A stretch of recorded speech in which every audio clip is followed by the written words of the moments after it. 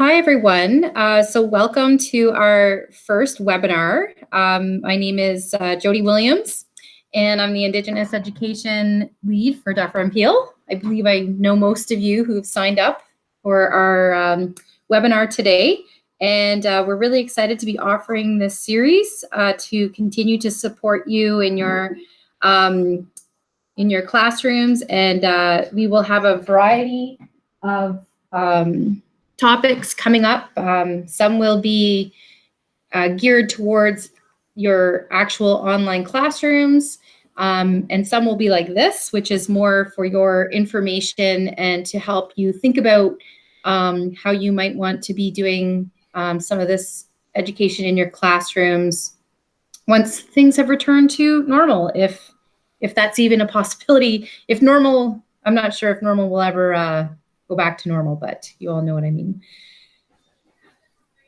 So I just want to take a moment and acknowledge that Dufferin Peel is situated on the treaty lands of the Mississauga, and the community closest to us is the Mississaugas of the Credit, which is part of a bigger family of Mississaugas known as the Mississauga. And they are part of the Anishinaabeg Nation, which is kind of a bigger umbrella of Anishinaabe people. Sorry, I'm just getting, if everyone can make sure they're muted, that would be great, because it gets distracted. Thank you.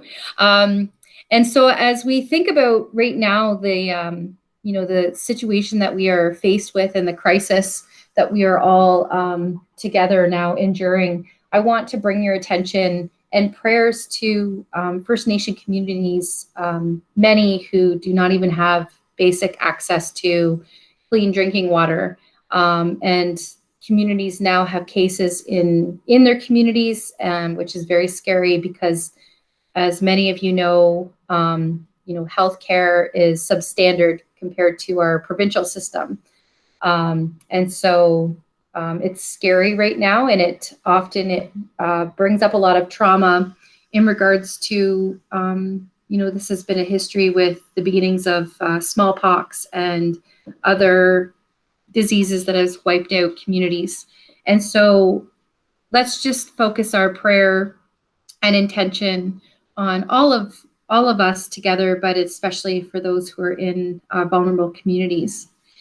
And also to bring our attention to the land itself and all of creation, and to be grateful for the gifts and the medicine that it provides to us on a regular basis, and that we continue to remind ourselves to be grateful for that.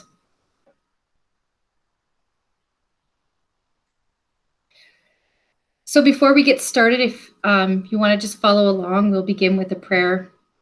Prayer for educators of justice and peace. Good and gracious God, bless and guide those of us who seek to live out your good news of justice and peace. Guide us in our work of promoting human dignity by reaching out to the hearts and minds of our community and beyond. Walk with us as we deal with complex and sensitive issues. Help us to find the right words and actions to communicate your love for all members of the global family. And just as an FYI, and I'll ask maybe if Priya can copy this and put it into the chat box for you. But this is, if you're interested in prayer similar to this is where the prayer comes from. And along with this website is the username and password to access that. So Priya, are you able to put that in the chat box? Great. Just give her a minute.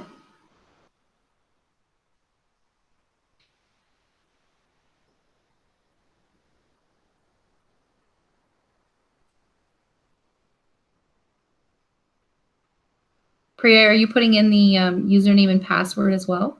Yes, okay, great.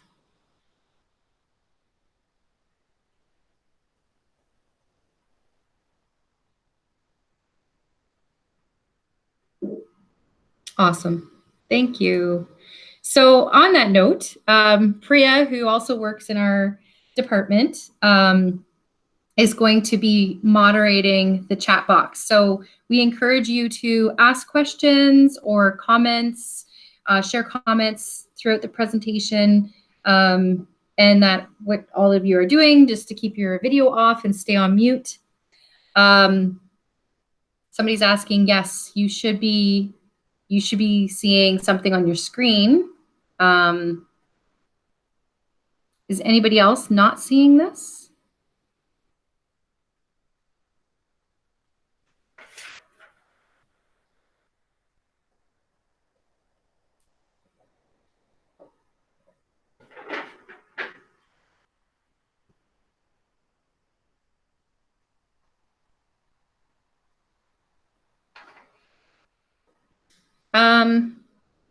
So Chriselle, I'm not sure. I know on my end,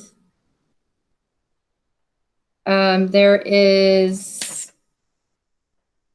when we screen share, everyone in the meeting should be able to see what's on the screen. Some people are seeing this. And you may have to, on the top of your screen, there is a presentation box. You may have to click on that to see it. So Priya will continue to work with you in the chat box to try and help help you out with that.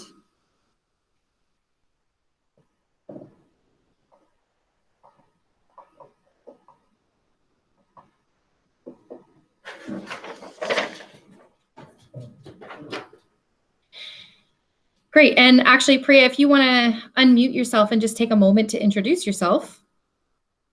Say hello. Hello, everyone. Can everyone hear me?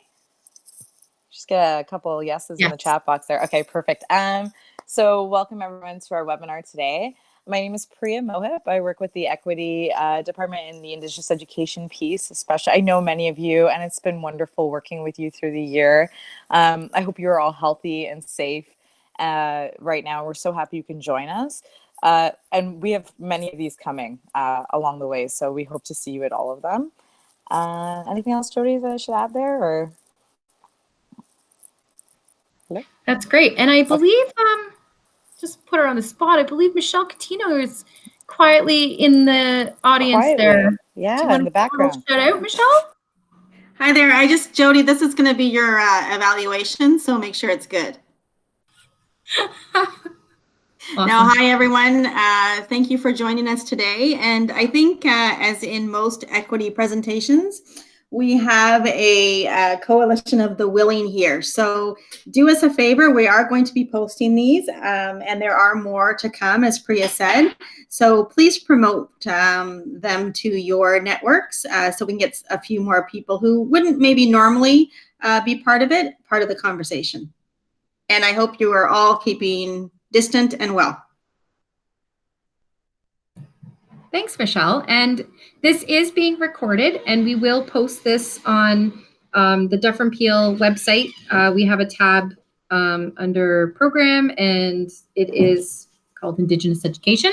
And you will find all of our recordings posted there, and we'll also share out the link afterwards with you through email.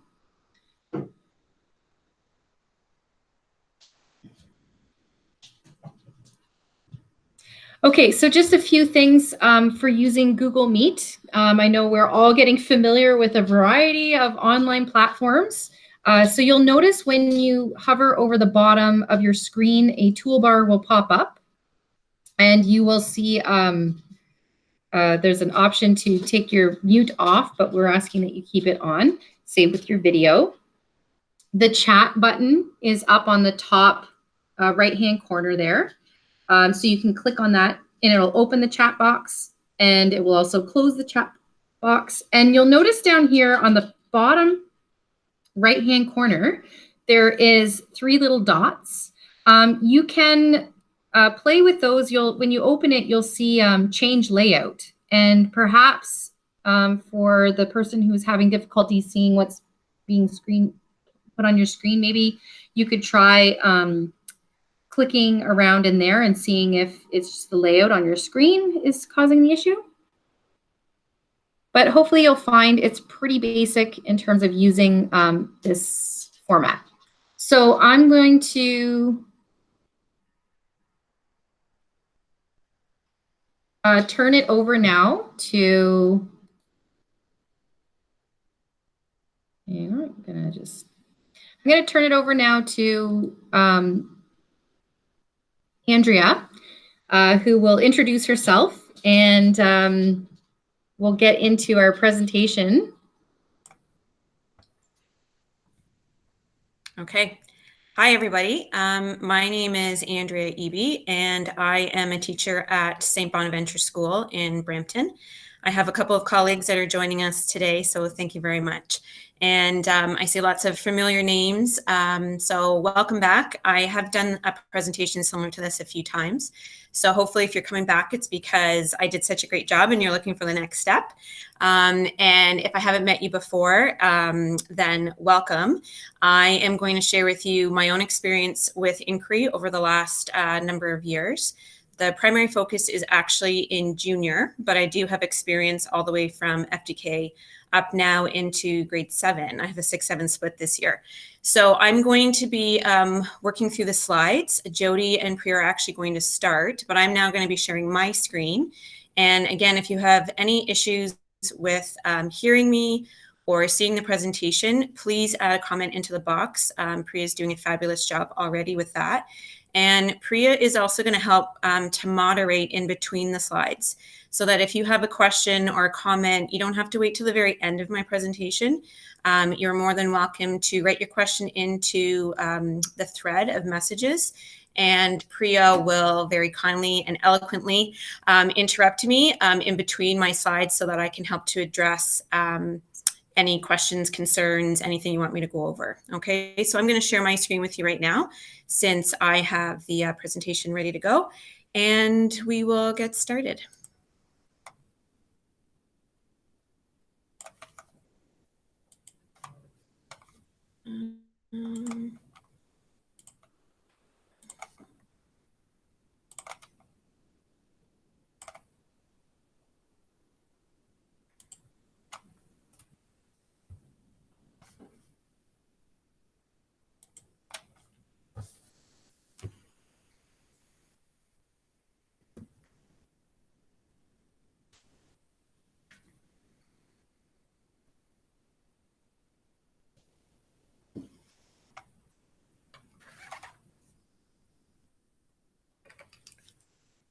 Just give us a minute here. It's pretty hefty PowerPoint.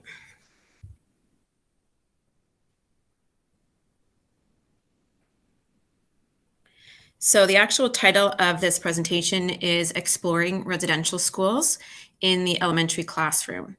It's a resource for using inquiry in the classroom through an empathetic lens.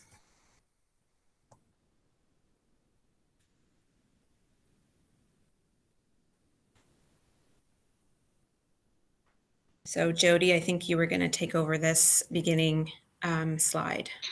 Yeah, so just really quickly, as I'm sure you all know now, we've had a phased-in approach to the changes to the curriculum. And so curriculum has been not rewritten, but what we call enhanced for grades 4 to 6 in social studies, 7, 8, and 10 history. And of course, there was the controversial change in government and the humongous pause that we're still paused in waiting for phase 2, which was grades, expanding it out to grades 1 to 3, grade 9 geography, and a myriad of secondary courses. But ultimately, it's K to 12 and post-secondary that where it's now expected that this is mandatory teaching, and that all teachers are now teaching and learning about this. And so we recognize that with that comes a huge challenge in grappling with new content that is very unfamiliar for most teachers, because not only did we not receive this education going through the school system, but the information oftentimes was incorrect and and a lot of romanticized notions of Indigenous peoples. So we are all together on this learning journey, including the ministry, in terms of how do we bring this in a good way. And this presentation and the work that we are doing with Andrea is such a powerful example of how a classroom teacher can make a profound impact just using really good classroom pedagogical practices and talking about difficult conversations. So if you want to go to the next one. Thanks, Jody. So as I mentioned, so we now have this revised curriculum, and I do want to point out, and we'll reiterate this throughout the presentation, that when you actually look at the curriculum expectations, it doesn't ask us to be teaching culture. It's very explicit in that we're teaching about histories, perspectives, contributions, and when we get into grade 8, although Andrea's sharing from her experience in this particular resource, how this resource came to be in grade 6, it really talking about it doesn't come into grade 8 talking about residential schools in the Indian Act. And I really want to emphasize age appropriateness and readiness is really key to deciding how you're going to bring these conversations into your classroom. I come from the secondary panel, and even teaching grade 12, I have had classes where kids were very capable of handling difficult conversations.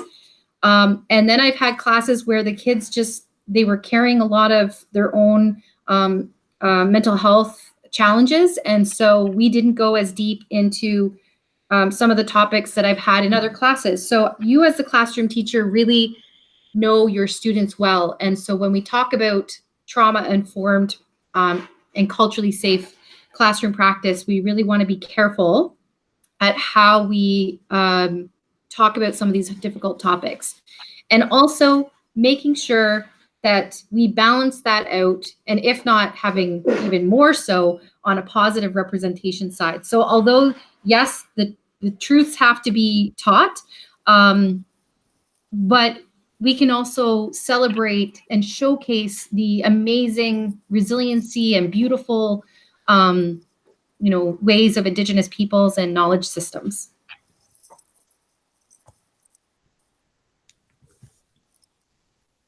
Okay, so if everyone can hear me, I'm going to speak to the Catholicity piece.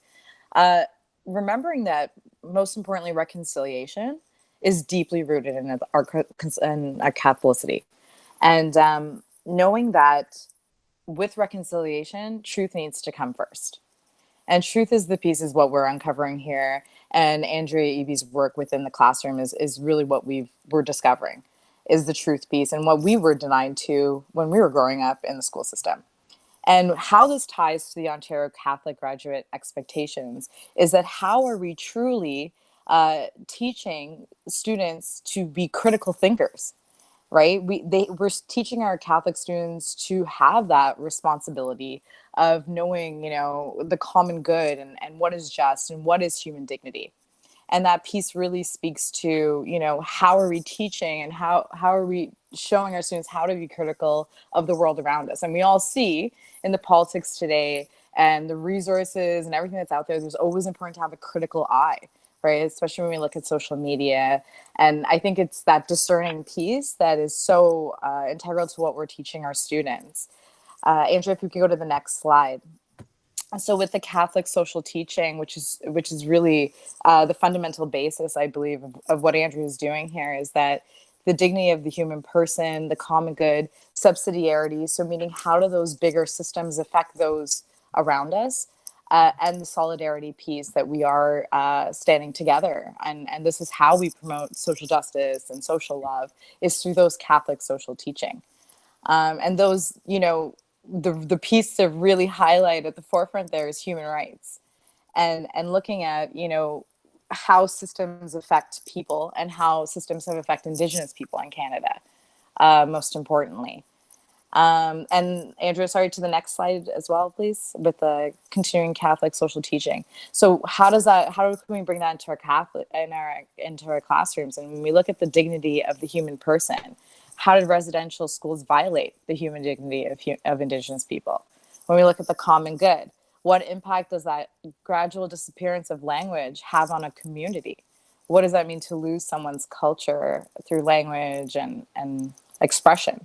Subsidiarity, what factors are most influential in establishing and administering these residential schools across Canada? And what are those factors that are continuing today that influence systems to oppress Indigenous people in Canada today? Like we look at the child apprehension program. We have also solidarity, why were family connections and language among the first things targeted by residential schools? So these are the kind of topics that we're really, how we direct Catholic social teaching with learning about residential schools and how to shape questions and shape our students to be critical thinkers. Okay, thank you. That's all for me. And Andrea, go ahead. Thanks, Priya. Okay, I'm going to start my part of the presentation today just by saying thank you for joining Priya and Jody and Michelle and I, and for allowing me to spend some time sharing my experience with inquiry in the junior grades. So my sincerest intention today is that some aspect of this webinar resonates with you, either as a learning piece as a Canadian, an aha moment, maybe as an educator or a classroom teacher, a sentiment that you feel in being part of this experience that we're going to offer to you today. And I realize, again, that many of you have heard me before, so welcome back. And I am always so appreciative of the support that I have from so many different educators in different Peel. And if I haven't had the chance to meet you, welcome. My name is Andrea Eby, and I am a classroom teacher.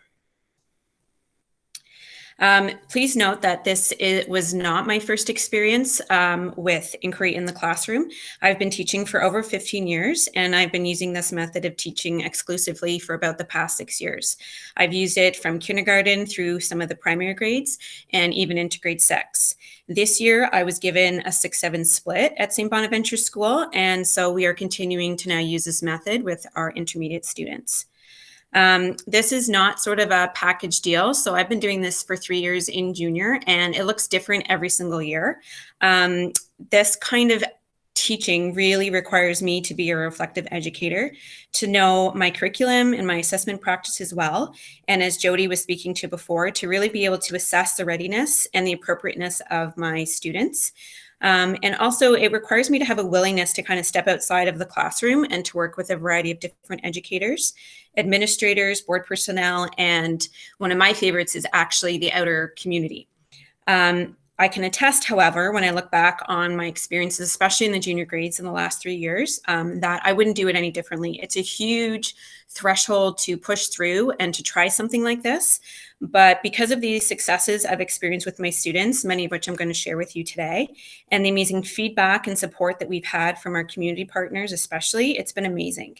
And so then this slide and the next slide are both videos. We're not going to take the time right now to watch them, but they are here as reference from the ministry and are just reference points that you're going to be able to access at a later time if you'd actually like to sit and watch these two.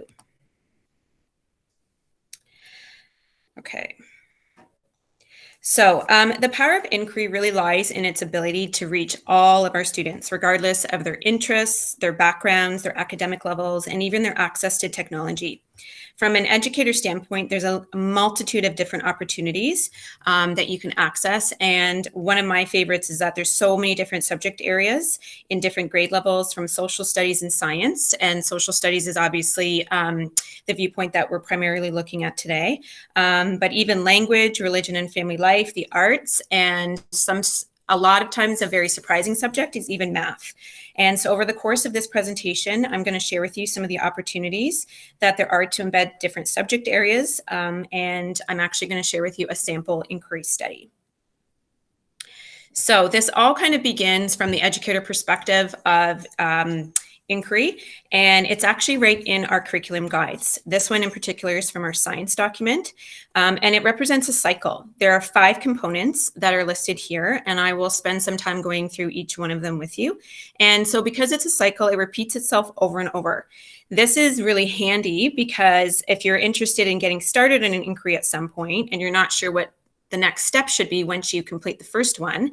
It's pretty simple because you just move on to step 2. And then when you get to step 5, it means you're ready to begin the next cycle of your inquiry. These are stated in terms as to what an educator could be looking for from his or her students as assessment and evaluation, but it's also a guide to you to help you make sure that you're triangulating your data between products, observations, and conversations with your students. Okay. So the actual title, as I said earlier, of this project is called To Walk in Downie Wenjack's Shoes, and it's an example of how a grade 6 teacher, myself, explored the topic of residential schools through the inquiry process. And so this particular inquiry that we're talking about today was called To Walk in Downie Wenjack's Shoes. And if you don't know who Downie Wenjack was, he was a young Anishinaabe boy who froze to death in the 1960s after trying to escape from his residential school.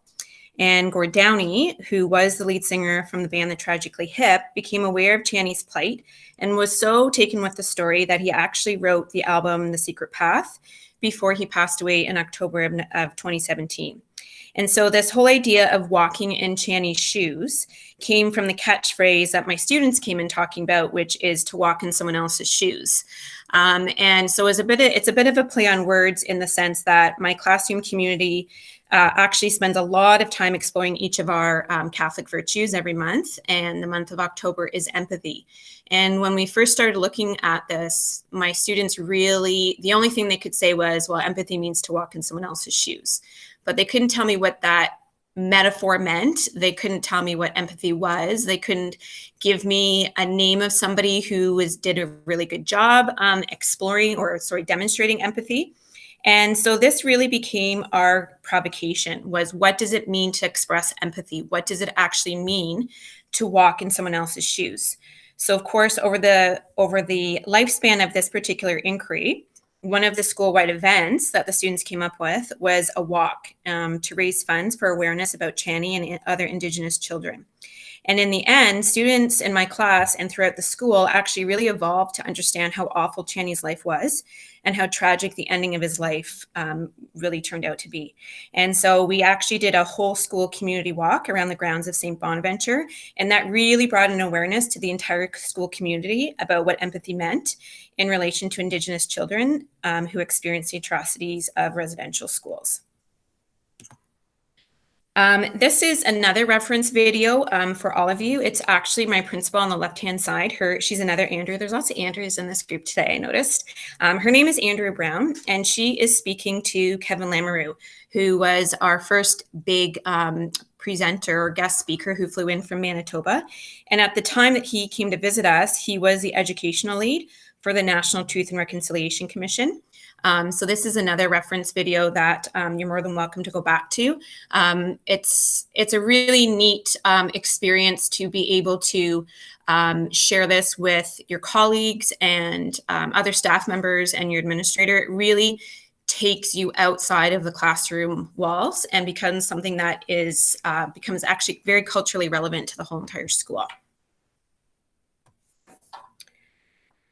These are 2 more videos that take place actually in my classroom. And in my classroom, I actually set aside a bulletin board. And so with my funky cursor, on the left-hand side here, this is an actual large bulletin board space on one side of my classroom that is completely just for inquiry. And in this video, I'll just give you a quick summary. I tell Kevin that it's really not a system that I've created myself. This whole inquiry process is not only based off of our curriculum, but it's also from a resource called Natural Curiosity, which is a resource shared by Oisy at UFT. So in this video, and even in the visual that you can see here, I use half sheets of large chart paper. And in this way, it becomes a very visual place for the kids to stop off and see what we're doing, remind themselves of the inquiry pieces that we're working on. And for me, it's a really easy way to scribe and document where the inquiry is going. So we have chart paper that outlines brainstorming, which comes from knowledge building circles. We have written feedback from students in regards to their research blocks. We have sign-up sheets up here for inquiry-based activities.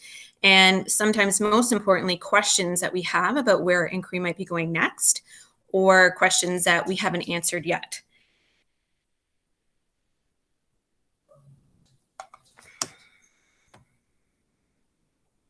Student participation is key in this type of class setting. And believe it or not, I don't usually have a huge issue with behavior management when it comes to inquiry.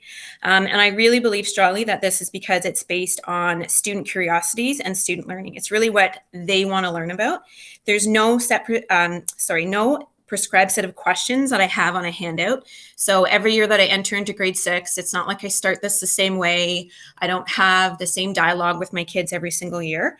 And so because of that, I really feel that students are a lot more engaged in the actual learning process. So these are 3 videos where Kevin's actually interviewing students in my first year of inquiry and just asking them to share about their experiences and what it's been like. And rest assured that the actual learning process, most of it does not take place on Google. This past September, grade 7s, for instance, quickly learned what the meaning of bias meant. So we have old history textbooks. They've been copyrighted from 1999. And the word Native was used exclusively in reference to our First Nations, Métis, and Indigenous peoples. And since we had already prefaced correct terminology and connotations, students were totally aghast when we first opened these history textbooks in September, and they saw the word Native in there. But the really cool thing was, and the reason why I wanted to share this with you today, is because they naturally knew to start replacing this term with more modern and acceptable vocabulary. It wasn't that I had to tell them this. So this is just a really micro example of how inquiry impacts your students right from the get-go. It's just a small snippet of how students really envelop this type of learning within the classroom.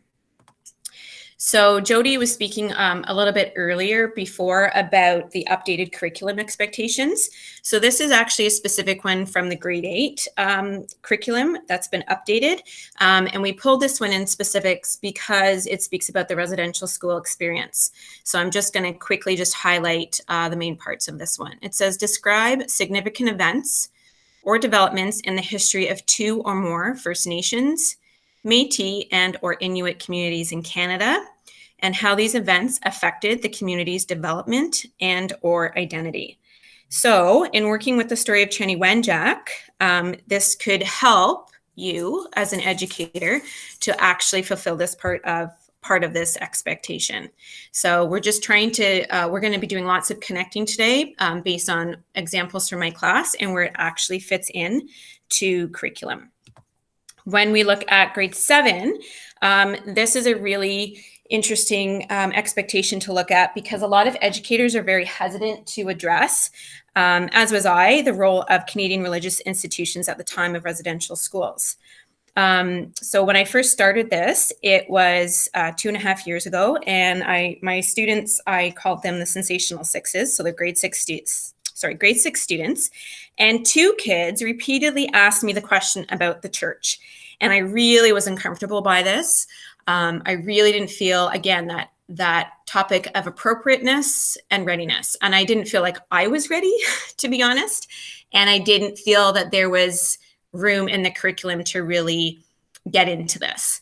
So what I did recognize, though, was that one of these 2 students was very confident in his speaking abilities and very confident in referencing the Bible passages, and he could quote passages and stories, and he was very comfortable doing that. So I kind of spun it around and I put it back on the students, and I put it in a more positive way, and I said, why do you think that the church thought that it was okay to remove Indigenous children from their families? And so what ended up happening, what their piece of the inquiry was to find Bible passages where they thought and they felt that the Bible was saying it was okay to go out and teach about God. It was okay to try to influence people's sense of faith. And these 2 got so excited and they turned around and ran with it. And in the end, that became their part of the presentation when we went to do a book creator slideshow for the whole entire school. They were so confident and so willing to share their piece of the inquiry because it meant something to them. It helped them to satisfy their interest in what was happening with residential schools at the time. This story actually continues because the next year when they actually were in grade 7, they came back and they actually worked with me with Legacy Schools on behalf of the Downie Wenjack Fund. And this time, because I knew it was in their curriculum, I had them investigate the Indian Act. And so because now, again, we're talking about age appropriateness and readiness, it's in the grade 7 curriculum. And so off the 2 students went again, and they came back and, oh, now this makes sense, Mrs. Eby. Now I understand why this happened. This is also has to do with the government. So they're making these connections without me telling them, but I know the curriculum well enough to be able to say as the educator, this is this child's best next step. So hopefully you can see with just 2 examples here, both in grade 7 and grade 8, how well you have to know your curriculum and be comfortable with it, but that you are still the educator at the end of the day. You are allowed to say, no, I'm not going there. That's not in my curriculum at this point. And that's okay. Okay, so when you're running an inquiry like this, as I said, I want to really make it explicit that you are still responsible for your curriculum. You're still responsible for gathering evidence, creating activities, and managing your classroom community. What it does ask of you, however, is to discern where the boundaries are. And so again, I'm just going to reiterate that the secret path, which I'm going to spend quite a bit of time with today, is really geared towards grade 8s and older. However, as Jody mentioned, since there was so much preparedness and work done beforehand, I did actually use this resource with my grade 6s. If you are responsible, however, and you do choose to use some of these resources and you don't know a lot, you can just use this as an opportunity to work with your students. And my kids love it when I say I don't know in the classroom, because they actually recognize this as an opportunity for me to come and actually sit with them and to investigate and to explore, sometimes even to walk away and say, you know what, guys, I don't know today. Give me some time. Let me sit with a couple resources and I'll come back. And sometimes me not knowing the answer even means that I say, ask your parents. And parents love this because not only do they know what their child is doing, but now you've opened up the door to include more experts and more learning. And believe it or not, being a little bit vulnerable like that in your classroom actually means that there's opportunities for really great guest speakers to come in, other teachers and educators, other adults to come in. And in my experience, there's all kinds of really cool, new and exciting activities that I wouldn't have thought about by myself. So there's just kind of a quick little overview and a couple of little sample pieces. So where did this actually begin? I'm actually just going to read this to you. This is kind of where my thinking as the educator came from when I started this inquiry. So it says, at the time, I knew that my students were really passionate about child activism. They had just finished working or producing their own iMovie trailers, so this is in grade 6, on human rights issues in social studies. We had begun to use our new social studies resource, Many Gifts, and I was looking for a way to bring our own Canadian issues out in a knowledge building circle. At this point, they had learned about Craig Kilberger, and just the day before, we had watched one video from The Secret Path called The Stranger, and a student had said, well, I want to be a child activist now. And my response, quite flippantly at the time, had been, well, go out and find an issue that you care about and that you can promote and then bring it back to me, thinking that he wouldn't do very much with it. While I often felt pressure to come up with a provocation that would really fuel a classroom inquiry, listening to and allowing for student voice is really what sets up your inquiry for success. And so after listening to a student shout out, well, why can't we do that too, after we watched a classroom video from another school, I intuitively recognized what my students wanted to do and then had to consider what the class could do to achieve these goals. So I asked myself, what kind of timeline would we need? How would I organize the students since they all seem to have different ideas about how to contribute? How could I structure the classroom to enable the flow of information and to ensure that the learning and sharing could take place for all? And I find that these are very common questions. Metacognitively, when a teacher is trying to address an inquiry, these are quite common questions to ask yourself. And I freak out every September when a class starts and they want to start an inquiry right away. So it's totally normal. It doesn't go away. But it's a little bit of an adrenaline surge too. And it's super fun to kind of figure out where you're going to go with these ideas. So the first idea about exploring empathy didn't come from me myself. It really came from trying to establish norms in my classroom.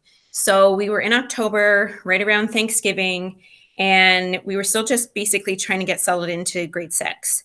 Obviously, this year, we're in the middle of April, given our current time and our situation as classroom educators. Starting inquiry now would look totally different. And so we're not suggesting today that you turn around and start an inquiry with your class tomorrow.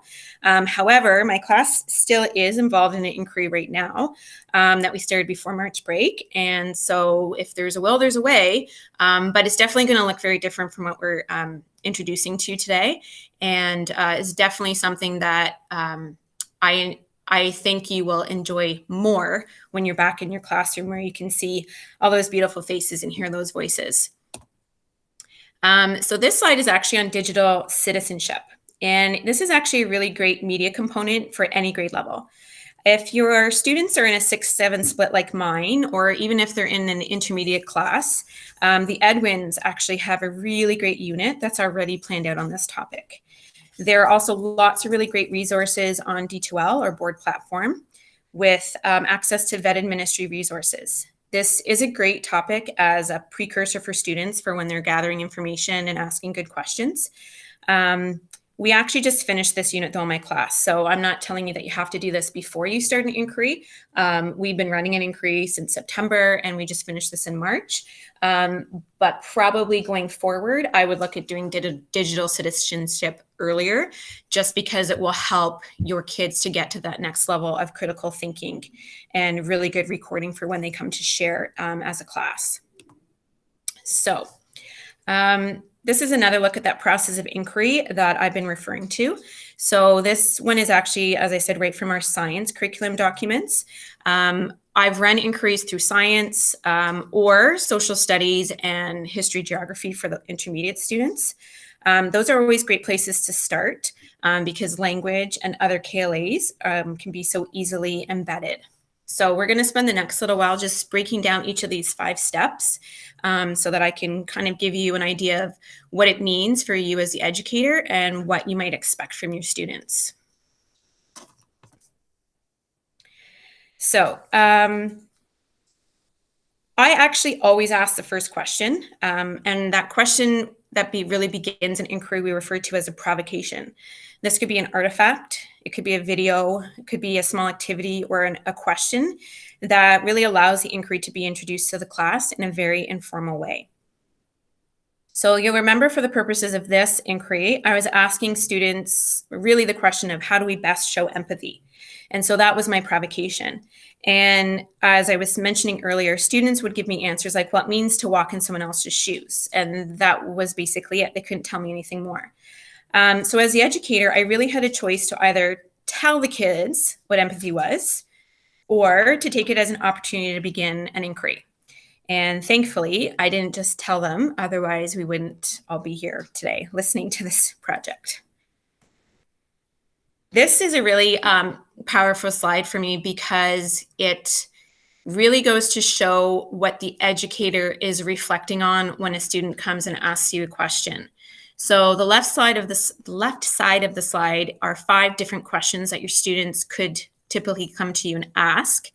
And the right side is where you as the educator are going to respond with an inquiry-based response. Like, have you spoken to your classmates? They might have that answer. Or where your resources come from? Or what do you need to do next? What do you mean you're done?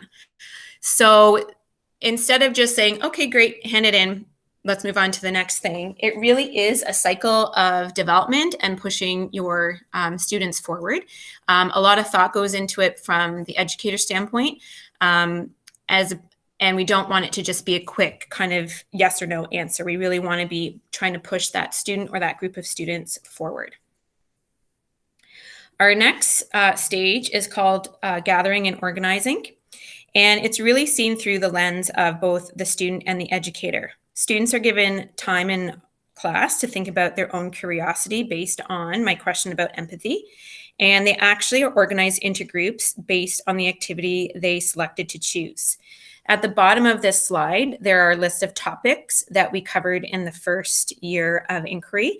And again, these were not thought up by myself. These were thought up in consultation with the actual students. So we have a biography of Downie. We have information on the disappearance and the death of Downie Wenjack.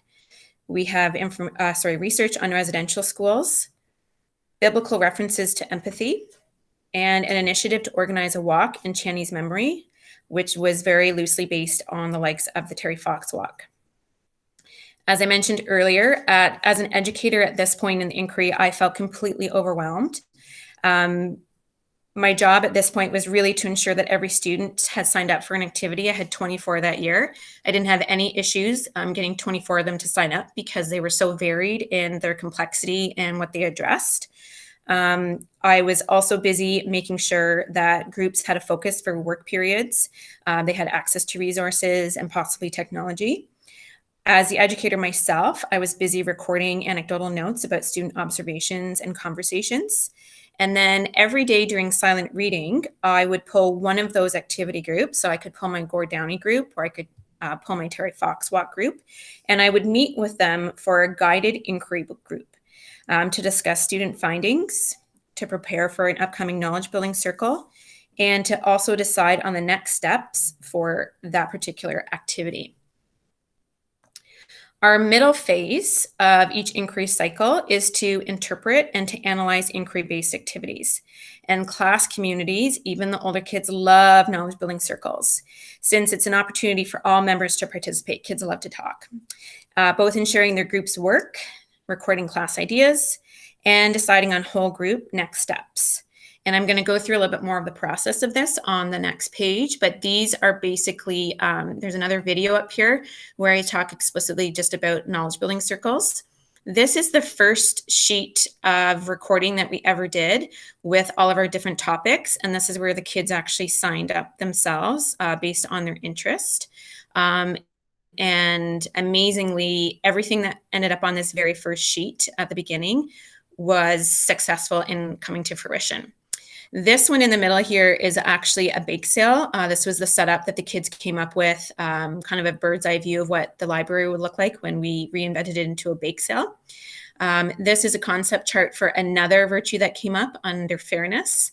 And then I believe this one on the very right-hand side was some of our recordings about what the students enjoyed the most at the end of the inquiry. They gave me feedback on the pieces that they felt that they learned the most about. Okay, so as an educator, knowledge building circles are a really great time to check in with curriculum expectations. And they also give you a really great overall sense of how your inquiry is going for the entire class. The basic premise is to sit in a circle. So we clear all the desks out of the way, even in a 6-7 split. And for the younger kids, I generally tend to sit on the floor with them. The older kids kind of like the idea of sitting in chairs, which is fine. And as the educator, you literally sit in the circle with them. So there's no power differential. You're actually in there with them, learning and listening. You're the facilitator of the discussion. And generally, I take at least a 40-minute block of time to really be able to get the feedback that I'm looking for from my students. Students themselves, when they're sitting in the circle, will sit with an inquiry book, and I'll get into that in a little bit.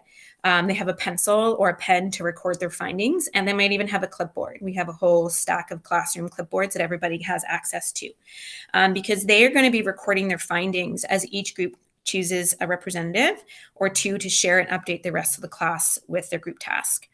When someone presents in a knowledge building circle, it's really a summary from our guided group discussion.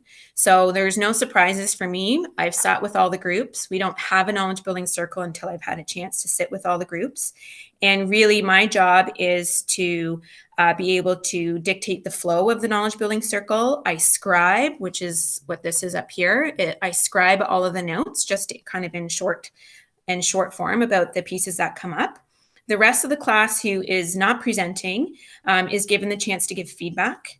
They are given a chance to respectfully disagree with groups' choices, to ask questions, and even to offer support. It's really an amazing opportunity as the educator to watch your students and your classroom community come together. There's excitement, there's enthusiasm. It's totally contagious. As your activities progress, you start setting dates for class and school-wide events. And it's a natural lead-in to the next step of our inquiry cycle, which is to evaluate and to draw conclusions. So as I'm scribing all this sharing on chart paper, individual students, as I mentioned, are asking questions, they're sharing their ideas, but they're also recording really important findings in small primary-based notebooks. And I'll actually show you what one of those inquiry books looks like. This is really an invitation for some critical thinking, as the entire class gets to kind of synthesize the whole classroom inquiry and also their own learning.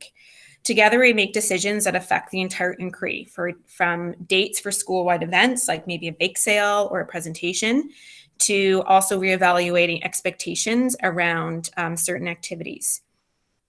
And as I mentioned before, this first class was so good at redefining our class idea of success that our very original ideas presented in that very first knowledge building circle were seen through to the end. Some, I'll be honest, were like, super impactful, and where we might have had, again, Kevin Lamoureux come to visit, Jody came for the first time and came to a presentation. But even things like our empathy gotchas had their own element of success. And students were really able to own those pieces of success because they had been involved in the process since the very beginning. This last step in the formal inquiry process is to communicate, to discuss, and to reflect. And as I shared with you on the last slide, a lot of this happens in the actual oral discussion from a knowledge building circle. And here at the bottom is one of these, literally one of the primary notebooks that we all used to write in for our journals when we were in the primary grades. And it's kind of like an exit ticket. So students put the date down, they put the title, and they actually write me a reflection. It usually takes place at this stage in the inquiry cycle after a knowledge building circle. So they're really recording their own thinking, and I give them guidelines. So based on natural curiosity, students are given these topics for their reflection. They can record a piece of new learning that they learned about from another group or from their own group. They can record a misconception, a confirmation, a wondering, or a curiosity. This year, we also took on the piece of a worry. They can record something that they're worried about. So with my grade 7s learning about more extensive research on global warming and stewardship of the earth, a lot of them had a lot of worries about what it would mean for them and how it was impacting their own lives. So the worry actually is a really great addition this year to things that the kids can write about. And they can also comment on something that they thought they knew and how their thinking has now changed. These notebooks are one of my favorite artifacts from any inquiry because there's such important documentation of student writing. They come in paragraph form, and they really help me to make important decisions about where the next cycle of inquiry will go. I read them all, I comment on them. I also document everything on a master list, and I sort and classify where kids' curiosities lie, and even where maybe urgent decisions need to be made. In the end, the inquiry cycle is just as important to influence our thinking about our class inquiry as much as it is to actually direct every student as to where they want to go next. And as an inquiry-based educator, I learn just as much as my students do. So that is kind of the end of the 5 portions or the 5 pieces of the inquiry cycle. I'm not sure, Priya, if we have any questions that maybe I need to address before we go on. Yeah, I was just thinking, actually, Andrea, maybe if we wanted to pause, because it's a lot of sharing already. If anyone, wanted to put a question in the chat box, or maybe you might want to even share an idea that has happened in listening to this, or perhaps there's something that you've done that's similar that you want to share. This really is meant for, to have a bit of an opportunity for is somewhat of a dialogue as best we can in this environment. So just give people a minute or two.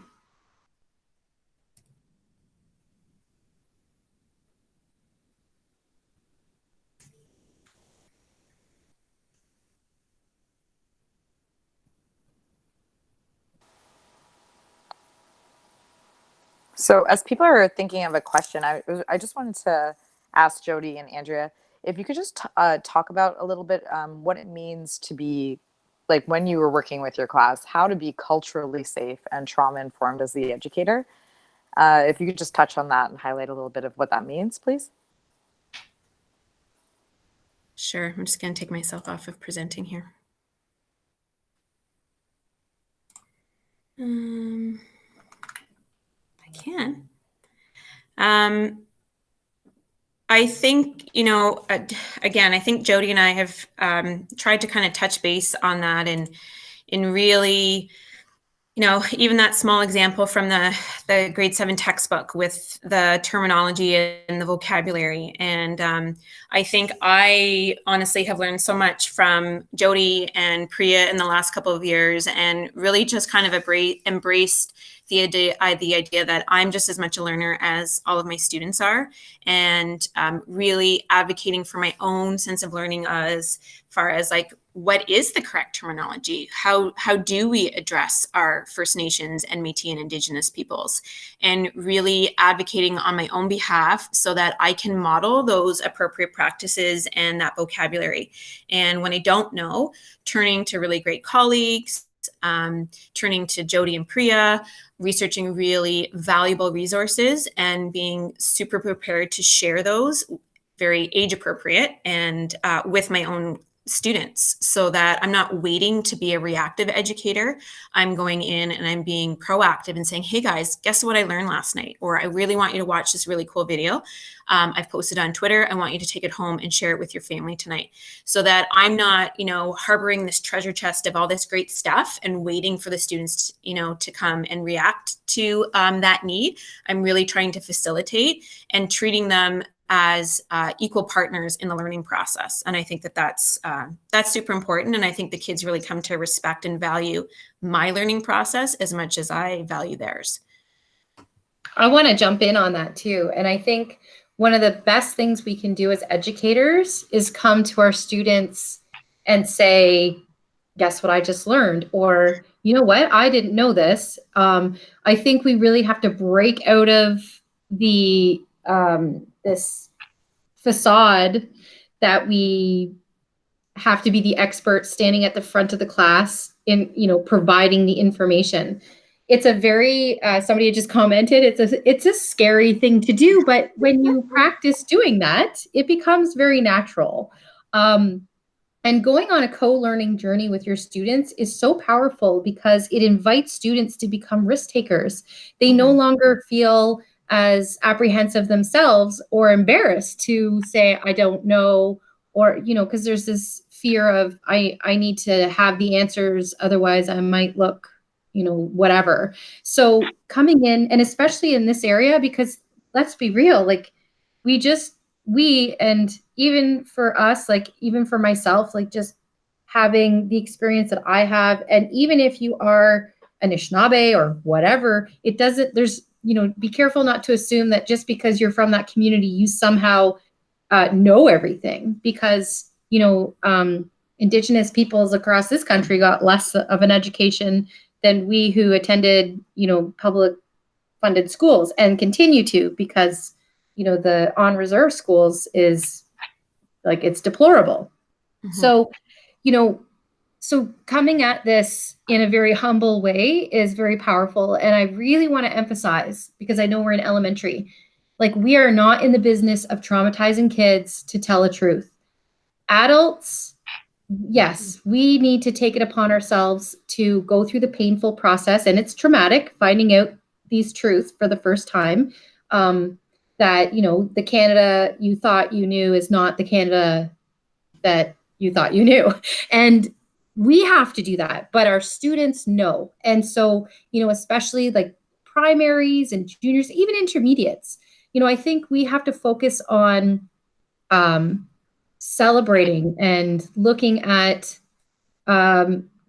contributions and strengths and positives. I think about my students who have, one's gone through the system.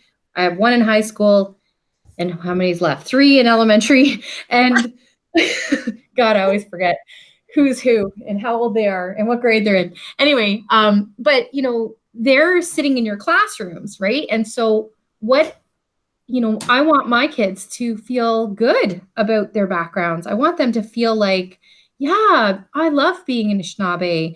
Oh, wow, I didn't know, this person, is a scientist and is whatever their background is. So I think, if we focus on those pieces, hi, you're in the webinar now. Welcome. Focus on that, I think is really important. But at the same time, we did want to bring this topic in because it is a topic that a lot of people are starting to get involved with, especially with Orange Shirt Day and other initiatives. So yeah, and I want to also just really remind people, like, don't beat yourself up for not being able to do this perfectly, like by tomorrow, or not be informed enough. Like, I've been aggressively involved in this education, and I'm 10 years in of learning. So I mean, I'm constantly learning myself, and I mean, I'm always learning. So it's a journey that we're all going on together, and everyone's going to be at a different part. And I really want to encourage you, like, if this is something very, very new, just start small. Like, just pick, this is like a really incredible journey that Andrea's been on, but it's not your typical classroom teacher either. So also don't do comparisons either, right? No. So pick, Andrea just happens to be skilled and has done a lot of work in inquiry, right? So it was a natural piece for her to pick it up and lean on the inquiry process because it was something she's been doing a lot in her classroom. So maybe some of you are, depending on what your strengths are and your skill set is, just pick something small and start from there, and then just build on it, is what my suggestion is always. So I wanted to, Priya, that I saw chat things popping up there. Other people, I'm just going to open it up. Oh, sorry about that, guys. My mute was still on. So there are a couple questions here and great comments. Like, this chat is very lively. Christina, thank you for talking about the inquiry process when grade 8 and talking about the pipeline. There was a question from Federico, who said the booklets you referred to at the last slide, where do you find them? I don't know if Jody, you're gonna discuss that at the end, or was it maybe the inquiry books, the little notebooks? So I actually I ordered them. They're part of our standard supply. I guess I just knew about them from having taught FDK and grade 1, grade 2, grade 3. They're basically just the little blue notebooks. The upper half is blank. And kids use that as a brainstorm area to kind of just dump their ideas down. And then the bottom section is lined, and that's where they actually write their paragraph out. So it's always, we're constantly going back to that same writing process, even if it's in the middle of social studies. You got to brainstorm and put your ideas down, organize them by numbering your ideas, and then write your paragraph underneath. And I will get more into that, where do those curriculum links lie? Because yes, I'm in social studies, but now my kids are writing. Can I actually make it count for both? And the answer is absolutely yes. And I save myself so much time and so much energy trying to come up with, 3 evaluation pieces per subject per term, because I'm constantly combining curriculum areas together. And I actually share with you quite a few examples of how you can do that, even within math, like math and media, or gym and religion. So the second half of the presentation really kind of dives into those curriculum areas and uses very super specific expectations. And again, by all means, give me some feedback, ask me questions, because I know I'm throwing a lot of terminology at you. And as Jody said, like, when I started this is not where I thought I was going to be going. I did not think I was going to be sitting on the national board for the Downie Wenjack Fund. I did not think we were going to have the federal minister of Crown Indigenous Affairs in my classroom. Like, this was not on my, this was not on my to-do list. This was not on my goal setting. This has got completely blown out of the water. This was just me really feeling like I needed to facilitate how to make my students better people. And if they couldn't answer what empathy was, that bothered me. I want my own children in my own house to know what empathy means. And when there's a problem, I don't want them just to shy away and be sympathetic. I want them to do something. And that's really the message.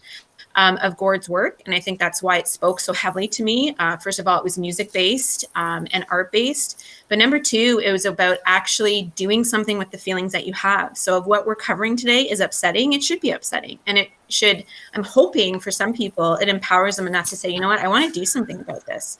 I want to work with this idea because within myself, it sits very uncomfortably. And I was that person who knew nothing about residential schools. I knew nothing about Indigenous peoples. I had never met an Indigenous person before I started this inquiry. So, you know, as I was working on this the last couple of weeks, I thought, man, some people are going to be completely overwhelmed. And I don't want that. I get that. I overwhelm myself sometimes when I look back and I'm like, oh my goodness, like, how is this even possible that this happened?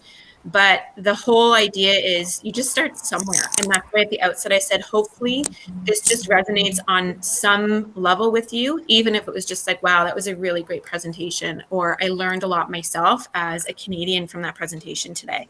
And again, it's about the process. And I feel like, you know, given the situation as educators that we're all in right now, we don't know what that end date is that we're going back to the classroom. We don't know what our classroom is going to look like when we get back there, but we're in this process. And so we might as well enjoy the process and find meaning and be gentle and compassionate with ourselves to say, you know what, at least I'm trying. I'm sitting in this webinar today. I'm listening, I'm responding, I'm attentive. And maybe for today, that's enough. And I think it's really just an opportunity to be open and to be willing to say, you know what, I'm here and I'm present and I'm ready to be a part of the process today.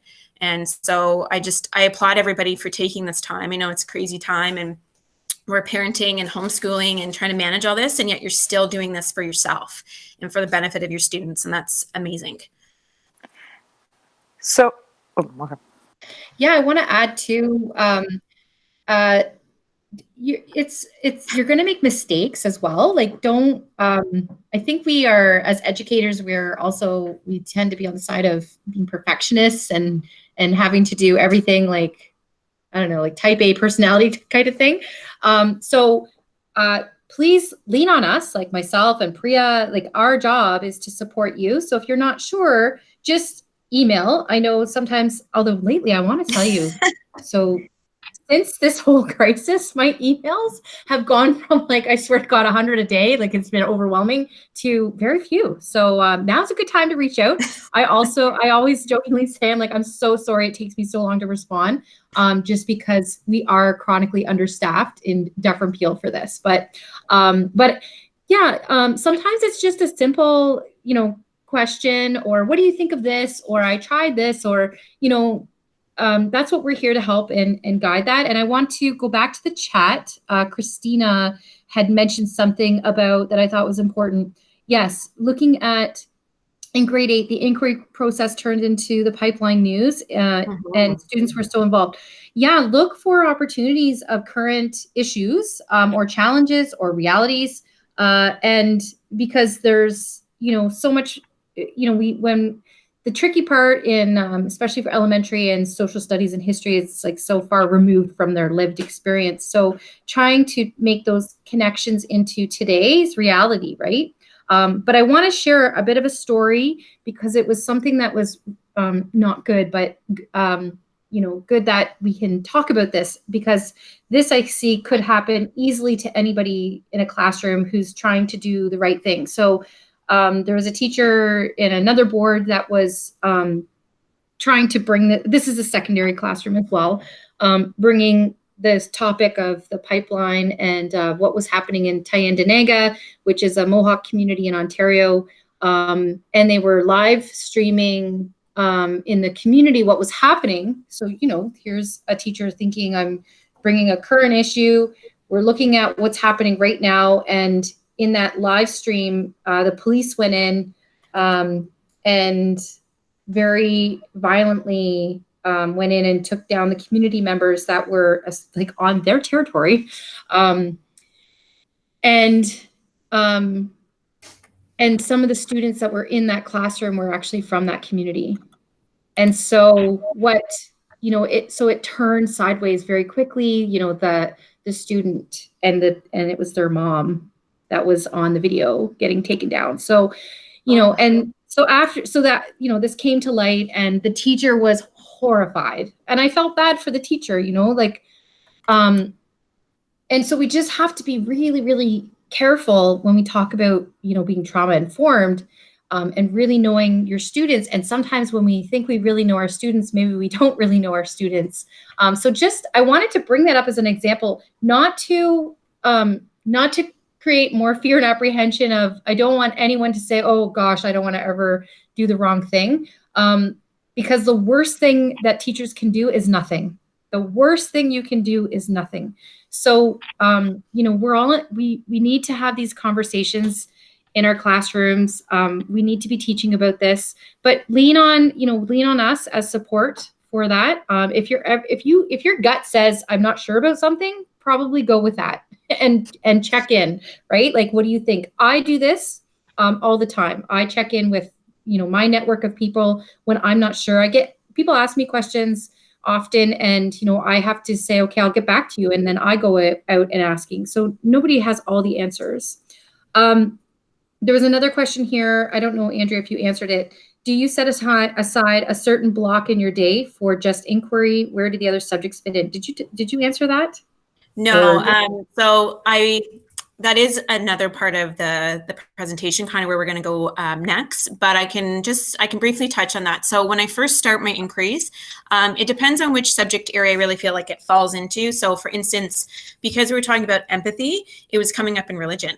So my religion block was very easily covered just in having conversations about empathy. And then I quickly, you know, pulled some videos that I felt might speak to, and some, you know, resources that I felt might speak to empathy. And then I really broached the topic with the kids. And when Gord Downie passed, I watched The Secret Path live, and I watched the documentary on Gord. And I really, again, I learned very quickly in one evening sitting at my, you know, kitchen counter, what it meant to be Canadian and my lack of relationship and awareness with Indigenous peoples. And I went into my class, and I still break down every year when we start these inquiries, because I'm so affected by Gord and by his compassionate stance on how to educate yourself about Indigenous peoples and about what it means to be Canadian. And so because that's where I wanted to go next, and because Gord was so art-based, I took it next into art. So then I was carrying it in two subjects. I was carrying it in religion, and then I was carrying it in art. And then the more that I was learning myself, I thought, no, this is actually social studies. So then it was basically half of my day. I realized I was covering social studies, I was covering religion, and I was covering art. And then I realized that, oh my gosh, there's so much language in this. So then it started taking on the language piece. And then when I started my guided inquiry groups, well, that was my silent reading block. So very slowly but surely, as the momentum of the inquiry increased, it started taking over more, took over. We chose to use more of our classroom time to really commit to that. And there is something to be said about immersing yourself in that curriculum. It's like, if you want to learn French, move to France, right? So we weren't limiting it to just one subject area. And then, of course, when we got to a point where, let's say we were putting the bake sale on, well, that really had a math stance to it. So then we were actually starting with inquiry first thing in the day. And we had days where inquiry was all day. And if somebody had walked in and said, well, what are you teaching right now? I would have been able to say math, language arts, social studies, religion, art. And that could have been at any point during the day.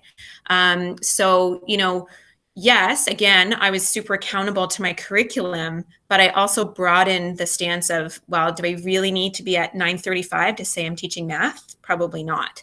I know that it's all these subject areas are embedded into what I'm doing. It just kind of allowed me to think, well, how could I bring this into gym? How could I bring this into drama? And it really became a question of, well, where else could I make this fit?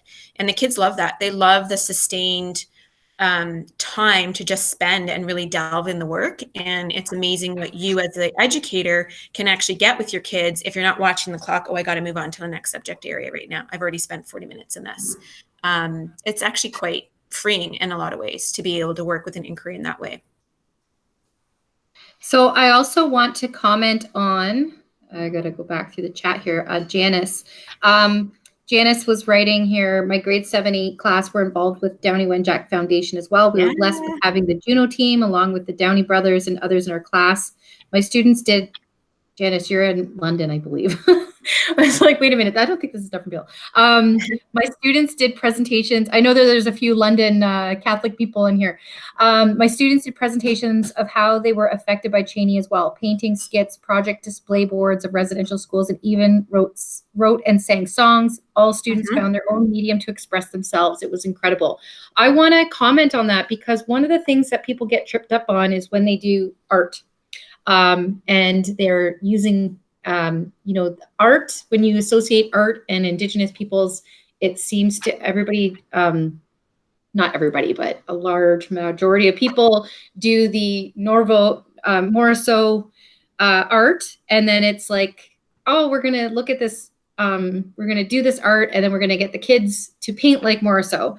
And we're trying to encourage people to move away from that and look at how can you use the artistic process, and that could be anything, to express your learning of these topics. And so when you're looking at themes for Indigenous peoples, your themes are going to be what you'll start to discover is land, connection to land, relationship to land, how that's been disrupted. Moving forward, how we all need to get back to the relationship to the land, expressions of sovereignty, self-determination, things like that.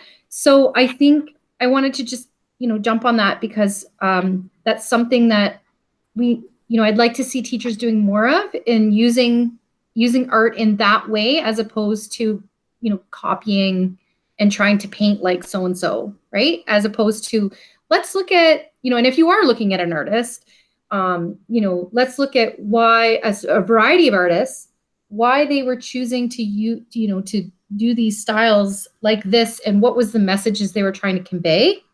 And then how can we convey, how would you convey a message of whatever it is of that theme? So I just wanted to jump on that comment and speak to that. And then, and I think, Kevin asked the question, which I think you just answered. How did you transition, Andrea, from your original inquiry question on empathy to get the focus on the secret path?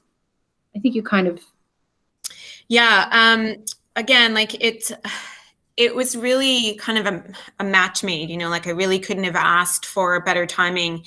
And with the passing of Gord Downie and my own sense of learning about what he was trying to do. So for those of you that don't know, before Gord passed away from a terminal brain cancer, he learned about the story of Cheney through his brother Mike. His brother Mike is a documentarian, very famous Canadian documentarian, and he told Gord about Cheney's story. And so Gord went and investigated more and was so taken by it, and being the poet and the amazing artist that he was, he made this his final life passion to write an album and then actually perform it. And it is the story of Cheney on what he assumes was his, what would have happened on his journey home. And it's titled The Secret Path.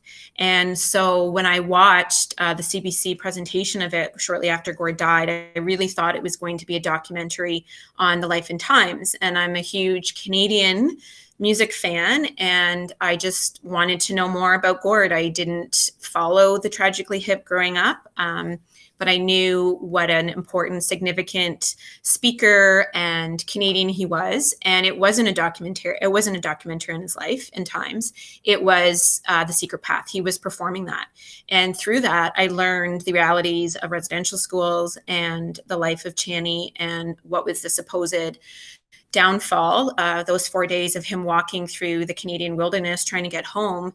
And at the end of it, I thought, this is my message of empathy right now. What better model of empathy could I possibly ever come up with than Gord taking this story of Cheney, this real life, tragic story, and making a beautiful album in it before he passed away. And I took that back to my class the Tuesday after, or the Monday after I watched it. It was right around Thanksgiving, so Monday, Tuesday. And Kevin, it was just, like I said, I couldn't have asked for better timing. It was just the universe coming and saying, you're ready for this. And I really, again, had no idea that this was what was going to happen with me going in and saying, I think I found our role model. But then it was me not telling the kids. It was, why am I so affected by this? I mean, your classroom teacher is breaking down and crying in front of you. Why is this bothering me so much? And the kids were taken by my, display of emotion and that vulnerability. I know that Sid, commented on that already in the message thread, me being vulnerable. And they were thinking, well, if she's so affected by it and Downie was so affected by it, like what's really going on here? And it really was that opportunity as a classroom community to come together and say, there's something here. We need to spend some more time. And yeah, it's my math block, but I'm going to push this to the side for today. And really just giving an opportunity to say, we're in this moment and I want to do something with this. I don't want to push it to the side. These are raw, authentic feelings, and we're going to do something with this. And it spoke to the challenge that I put out to that kid who wanted to be a child activist like Craig Kilberger, to go out and find something. And I found it, but the kids really enveloped the idea and we just ran with it. And I just never said no to them. I just always said, okay, well, let's meet as a group and decide, or write that down. And the next time we have a knowledge building circle, I want you to bring that. And I mean, those were scary, very insecure times for me at the very beginning. I did not have Jody. My colleagues, I mean, I was kind of just doing it. I didn't have anybody to turn to say, what do you think? I have great support system at home. I had natural curiosity, which I just kept referring back to and saying, well, I tried this with the primaries. Why couldn't it work with junior? And it really was just a sense of, no, there's something happening in my classroom. I need to attend to this right now. And the more I attended to my students, the more they gave me, and the more it just propelled us to just keep going with it. So I'm going to, Susan has said here, I'm used to being with FDK and moving back to grades 1-2. Lots of questions from students, sometimes hard to find age appropriate information. So I do want to mention, we have a webinar coming up that's based on a resource that was developed with Isaac Murdoch called Lessons from the Earth. And it's a really beautiful resource, especially for primaries. And for all students, and it's been given a radical facelift, and we are going to be showcasing it. I think it's next week.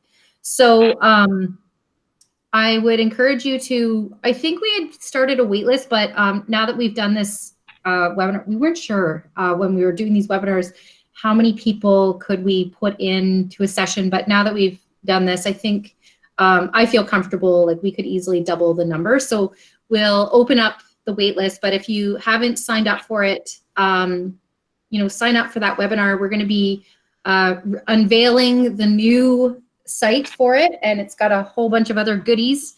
And and it's we're also going to be showing how you can take that content and use it in the new online classroom.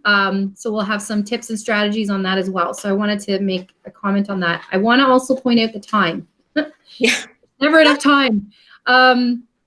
And so what I'm going to do is we have a feedback link that we're going to put up, and I'm put in, it's just a few questions if you don't mind filling that out.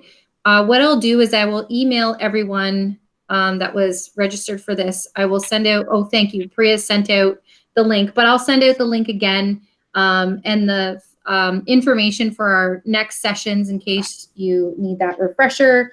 And yeah, maybe, if this is a topic that you want to learn more about, or we didn't get a chance to go into all of the slides, which talks about those different curriculum connections and things like that. So maybe, if you want us to do a part 2 of this, whatever, put in that feedback, what you're interested in learning more about or hearing from, or perhaps maybe just a Q&A, or perhaps you have things that you want, that you've done that you can share as well. Like, we're really trying to empower teachers to share. And I think I saw Andrea's, did I see Andrea on here? Francesco, yes. Yes. Yeah. We did I've been asking her, I'm like, do you want to share the water resource? So potentially that might be coming in May. But yeah, if you want to, I don't know, Andrea, if you could, can you click on that and put it into the chat box? I think Priya just did, maybe. I thought I saw Priya putting something on. I know she shared this this presentation slideshow. Oh, okay. Yep, I can look at doing that for sure. Yep. Let me just get out of this. Yeah, so Andrea will just put that link right into the chat box. You'll have it there, and I'll send it out in an email as well. So thank you, everybody, for your time. You've given me some beautiful feedback in the comment sections as well. And again, my intention isn't to overwhelm or tell you that you have to do what I've done. This is my 3rd year working with it. It looks different every year.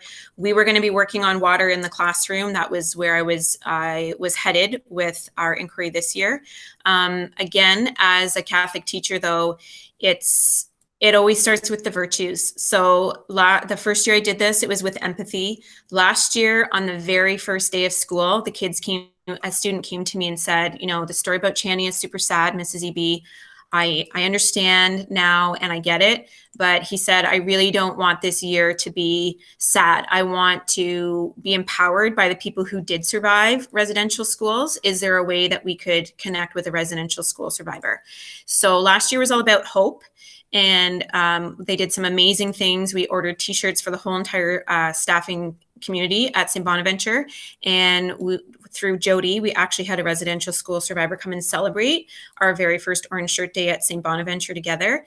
And then this year, the tone has really been about acceptance. I have some returning students to my 7 side of things. They were with me in grade 6, and they really wanted to do it on acceptance. So this awful stuff has happened. We know that it's happened. Residential schools are not around anymore. How do we continue to spread the message from the previous 2 years? And how do we make it even better? How do we as advocates now advocate for this change to continue happening?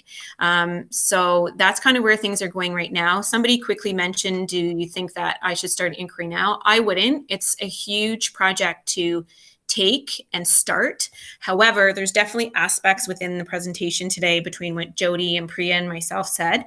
And please, by all means, follow up with any of us about questions or concerns. But I hope and pray that there's something in here that can be a takeaway, and especially for those of you that are returning, that we've helped to confirm what the great things that you're doing in your class, or to say, oh, I've done that, but I haven't tried this yet. So just thank you very much for coming and participating and being so attentive and responsive to the presentation today.